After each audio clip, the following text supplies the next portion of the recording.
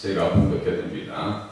고라 사람들의 문지기 반들은 이러하니라. 아삽의 가문 중 고레의 아들 무셀레미아의 아들들인 맏아들 스가랴와 둘째 여디야엘과 셋째 스바랴와 넷째 야드니엘과 다섯째 엘람과 여섯째 여호하난과 일곱째 여호에네이며 오벳에돔의 아들들은 맏아들 스마야와 둘째 요사밧과 셋째 요아와 넷째 사갈과 다섯째 느다넬과 여섯째 암미엘과 일곱째 이스갈과 여덟째 부올레데이니 이는 하나님의 오벳에돔에게 복을 주셨습니다. 그의 아들 스마야도 두 아들을 낳았으니 그들의 조상의 가문을 다스리는 자여 큰 용사라. 스마야의 아들들은 오드니와 르바엘과 오벳과 엘사밧이며 엘사밧의 형제 엘리우와 스마갸는 능력이 있는 자이니 이는 다 오벳에돔의 자손이라. 그들과 그의 아들들과 그의 형제들은 다 능력이 있어 그 징거를 잘하는 자이니 오벳에돔에게서 난 자가 62명이며 또 무셀레미아의 아들과 형제 18명은 능력이 있는 자라. 무라리 자손 중 호사에게도 아들이 있으니 그 장자는 시므리라. 시므리는 본래 맏아들이 아니라 그의 아버지가 장자로 삼았고 둘째는 힐기야요 셋째는 드발리야요 넷째는 스가랴이니 호사의 아들들과 형제들이 13명이더라. 이상은 다 문지기의 단장으로서 그 형제처럼 직임을 얻어 여호와의 성전에서 섬기는 자들이라. 강문을 지키기 위하여 그의 조상의 가문을 따라 대소를 막느라고 다 제비 뽑혔으니 슬레미아는 동쪽을 뽑았고 그의 아들 스가랴는 명철한 모사를 위하여 제비 뽑으니 북쪽을 뽑았고 오벳에돔 남쪽을 뽑았고 그의 아들들은 곳간에 뽑혔으며 습빔과 호사는 서쪽을 뽑아 큰 길로 통한 살레겟 문 곁에 있어 서로 대하여 파수하였으니 동쪽 문에 네 사람이 6이요 북쪽 문에 매일 4사람이요 남쪽 문에 매일 4사람이요 곳간에는 둘씩이며 서쪽 뜰에 있는 큰 길에 4사람 그리고 뜰에 2사람이라. 고라와 무라리 자손의 문지기의 직책은 이러하였더라. 아멘. 26장은 24반열로 이루어진 문지기에 대한 내용이 기록되어 있습니다. 그래서 성전 문지기에 대한 징구가 19절까지, 창고 관리에 대한 말씀 28절, 기타 레인들의 징구에 대해서 마지막 32절까지 분류되어 있습니다. 문지기와 창고지기가 레위 자손들 속에서 이렇게 공적으로 임명이 됩니다. 24장과 25장은 성전 내부에 대한 봉사자들, 특별히 찬양하는 사람들, 번제, 허목제 이런 사역들을 감당하는 자들에 대한 내부적인 사역이라면 26장은 성전 외부적인 사역, 성전을 지키고 성전 밖에서 봉사하는 직무를 감당하게 하는 사람들에 대한 이름이 등장합니다. 에스라 선지자가 이렇게 다윗의 성전에 대한 이야기를 자세하게 기록하고 있는 것은 성전 중심의 예배를 다시 회복시키기 위해서, 성전 중심의 예배를 회복시키기 위해서 그렇다. 그리고 그렇게 해서 시온 성전의 실상이 되시는 예수님을 바라보게 하기 위해서 에스라가 이렇게 자세하게 써 있는 거예요. 자, 성전의 실상은 누구라고요? 예수님입니다. 그래서 우리는 그 말씀에 우리가 깊이 생각해야 됩니다. 요한복음 2장 21절에 보니까 예수는 성전된 자기 입체. 그러니까 예수님이 성전이라니까요. 예수님은 성전된 자기 입체를 가리켜 말씀하신 것이라. 무슨 말씀하시냐면요. 너희가 이 성전을 헐라 내가 사흘 동안에 일으키리라. 사흘 동안에 일으키리라. 예수님의 부활을 말씀하시는 거예요. 예수님의 몸이 성전된 자기 입체라고 했어요. 그러니까 우리들이 또 지체니까 누구예요? 우리도 또 어떤 존재예요? 성전이네요. 그렇게 성경을 보셔야 돼요. 자꾸 이렇게 신약과 구약을 같은 선에서 놓고 평행적인 관계 속에서 놓고 성전을 이렇게 지키는데 내 자신도 내 마음의 성전을 믿음으로 지켜야 되겠구나. 믿음으로 지키려면 말씀을 들어야 될 거 아니에요. 말씀이 없는데 어떻게 믿음 생활을 하겠어요. 믿음은 들음에서 나면 들음은 그리스도의 말씀으로 말미암는다. 이거 잊지 마시고 항상 그리스도 안에서 이 말씀을 이해하려고 몸부림치면 맞습니다. 사흘 동안에 주님께서 일으키시겠다.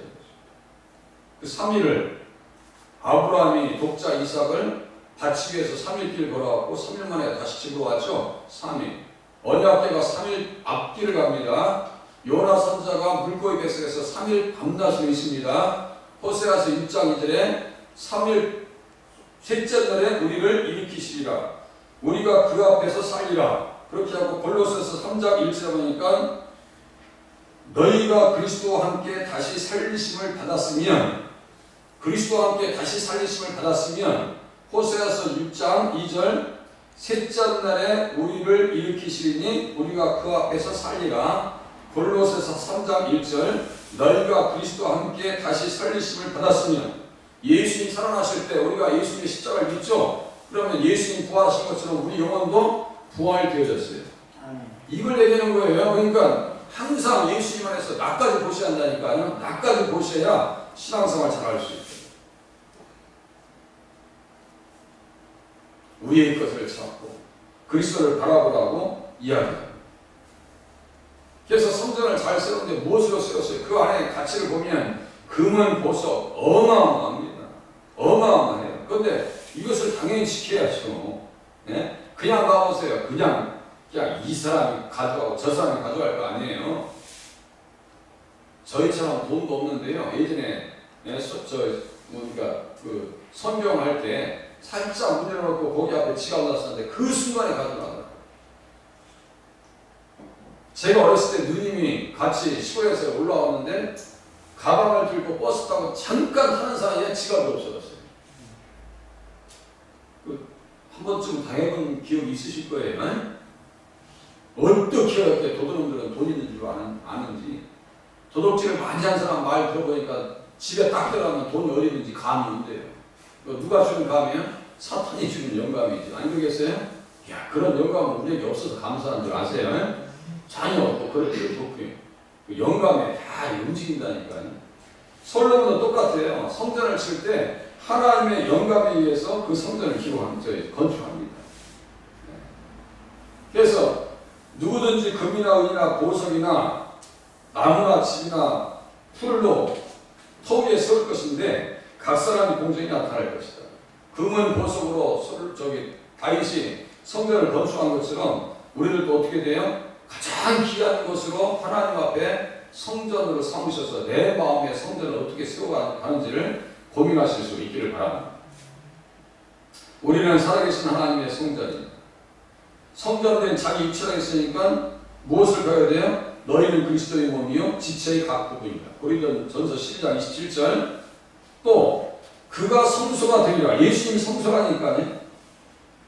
계시록에 보면은 어린 양이 그 성전이라, 어린 양이 그 등불이라 이렇게 말씀을 기록했죠. 계시록 21장 22절. 이렇게 보면서 성전을 통해서 다윗이 건축하고 성전을 건축하고 에스라 선지자가 성전에 대한 이야기를 이렇게 자세하게 하는 것은 성전의 실상이 되시는 누구를 바라보라고요? 예수님을 바라봅니다. 오늘 우리들은 예수님 바라보시려고 지금 이곳에 함께 있는 줄로 깨달으시면 맞습니다. 그래서 구약을 볼 때 항상 예수님 중심으로 보셔야 돼요. 오늘 본문에 보니까 오벳에돔이 자주 나옵니다. 4절, 5절, 8절 두 번 나오고 또 그 뒷장에 보면 15절에도 오벳에돔이 나오네요. 성전을 잘 지키고 인도할 수 있는 사람이 그 중에 누가 기억되어져야 돼요? 오벳에돔. 그 사람이 그렇게 하나님 앞에서 그렇게 쓰임받을 수 있었던 것은 복을 받아서 그래요. 우리를 또 언약궤를 잘 모셔서, 언약궤는 완전히 십자가, 부활, 법, 언약의 말씀, 속죄소, 예수님의 총체적인 복음이 언약궤라고 있어요. 아비나답은 언약궤를 70년 동안 모시고 있으면서도 복을 못 받고 나중에 우사가 죽임을 당해요.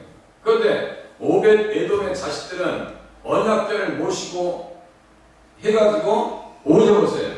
여섯째 암멜과 일곱째 이스라엘과 여덟째 부올레데이니 이는 하나님이 오벳에돔에게 복을 주셨습니다. 썼어요. 복을 주셨대요. 어떻게 복을 주셨는가? 어떻게 복을 주셨는가? 역대상 13장 14절 이렇게 한번 넘겨보세요. 어떻게 복을 주 13장 14절. 우리들도 오벳 에돔의 집안과 같이 쓰임 받으실 수 있기를 바랍니다. 언약궤를 모시고 하니까 어떻게 복을 주셨는가? 3달밖에 안 있었어요. 3달. 3달. 하나님의 괴가 13장 14절 하나님의 괴가 오벳 에돔의 집에서 그의 가족과 함께 석 달을 있으니라. 여호와께서 오벳 에돔의 집과 그의 모든 소리 위에 복을 내리셨더라. 그렇죠? 집과 그의 모든 소리에 복을 내리셨더라. 이것이 성전을 지키고 성전을 이렇게 모실 수 있는 축복의 근원이 됐어요. 축복의 저기가 됐습니다. 원천이 됐어요. 우리를 또 이렇게 복을 받으셔서 교회를 잘 섬길 수 있는 자리에 들어가실 수 있기를 바랍니다. 하는 일들마다 복을 주십니다. 손길 닿는 것마다 하나님의 은혜가 있고, 고린도후서 8장 9절을 보면요, 그 은혜가 부자 된 거라니까요. 그리스도 예수의 은혜를 너희가 알거니와 부유하신 자로서 너희를 위해서 가난하게 되심은 그의 가난으로 말미암아 너희를 부유하게 하려 하심이라. 그렇죠?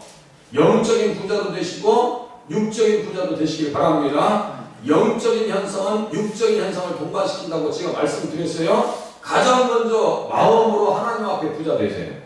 그러면 육신도 부자로 만드신다니까요. 이스라엘 백성들 보세요. 찌질이 가난했죠. 종놈들이었어요. 종놈들. 애굽 땅에서 그렇게 종이 없어요. 그런데 예수님 모셨어요. 부자 되게 하시는 예수님을 모셨네요. 가나안 땅 가서 부자 됐어요. 가난하게 살았어요. 부자 정도가 아니라요. 가나안 땅의 1인당 그 국민 소득이요. 8만 달러한테서 9만 달러랬어요. 8만에서 9만 달러. 9만 달러. 달러한테 갑자기 헷갈리네. 8만에서 9만 달러. 우리나라가 지금 3만에서 4만이라고 하는데 3만 정도? 그런데도 지금 아파트에 잘 사시잖아요. 네? 만약 여기 3배다 생각하면 어떻게 되겠어요? 아파트 3채를 더 소유하시려나? 그렇게 잘 살았어요.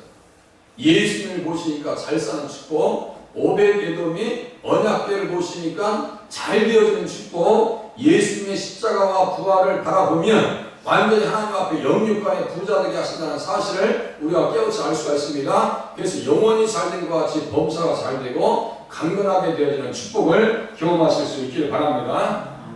문지기는 아무나 되냐? 하나님 앞에 능력이 있어야 될 거 아니에요. 복을 주셨대요. 복을 주셨어요. 언약궤를 보심을 통해서 이제 역대상 26장 갑니다. 26장.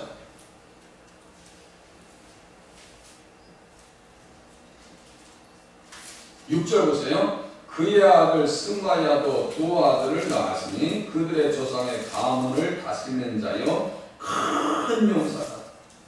큰 용사. 또 7절 보세요. 스마야는 능력이 있는 자야. 8절 보세요. 끝에 그의 형제들은 다 능력이 있어. 능력도 있는데 어떻게 해요? 8절 그 친구를 잘하는 자. 오벳 에돔에게서 난 자가 62명입니다. 이렇게 써있죠? 일을 맡겨도요, 잘한다고. 친구라고 하는 것은 노동이라는 뜻입니다. 노동이에요. 그리고 그냥 무엇을 맡겨줘도 섬김하고 일, 그냥 어떤 일에도 잘한다는 얘기예요.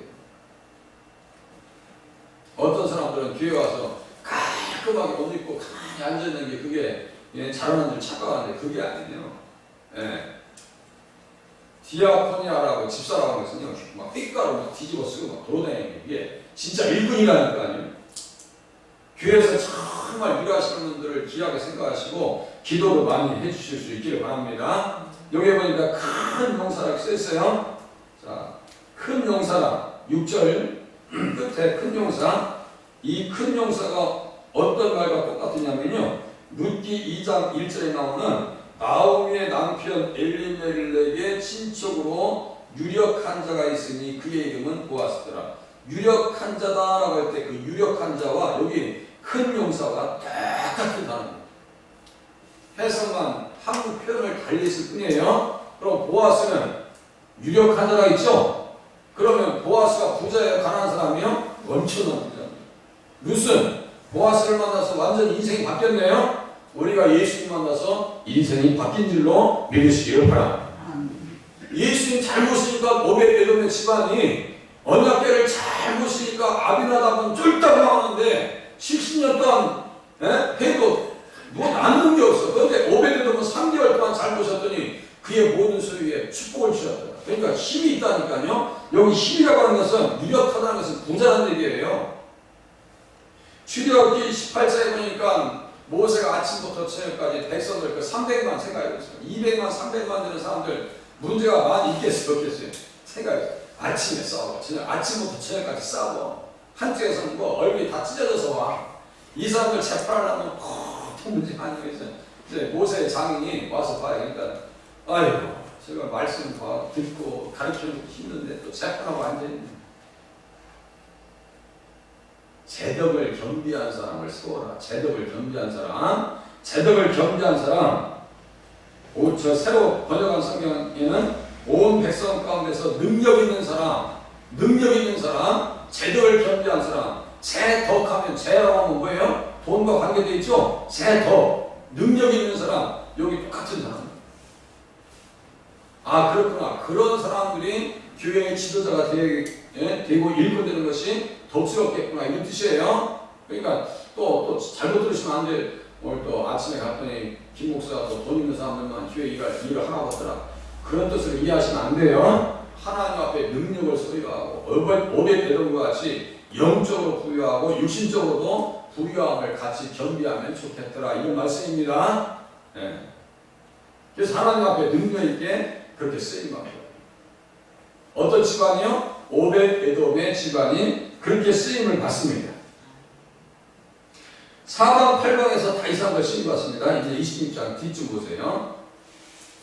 14절 동쪽을 뽑았고 15절 오벳에돔은 남쪽을 뽑았고 그의 아들들은 곳간에 뽑혔으며 써있어 곳간에 뽑혔으며 그러니까 얼마나 이게 신임이 두터웠냐고요. 다윗이 가만히 보니까 이 사람 집안들처럼 귀한 집안이 없어요.